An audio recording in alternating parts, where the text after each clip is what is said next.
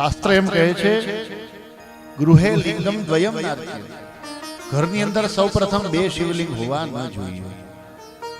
ઘરની અંદર એક શિવલિંગ રાખાય અને એક શિવલિંગની પૂજા થતી હોય છે.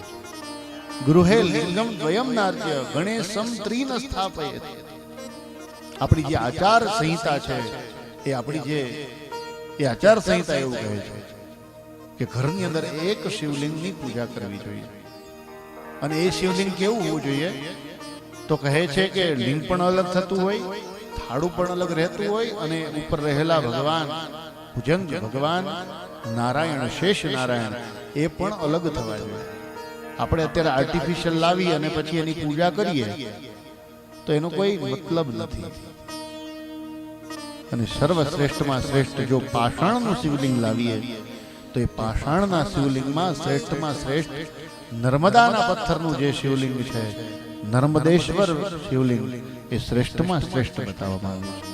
પથ્થરમાં પણ સૌથી શ્રેષ્ઠ બતાવ્યું છે તો કહે છે પાર્થિવેશ્વર શિવલિંગ, જે પાર્થિવ શિવલિંગ છે એનો મહિમા બતાવવામાં આવ્યો છે.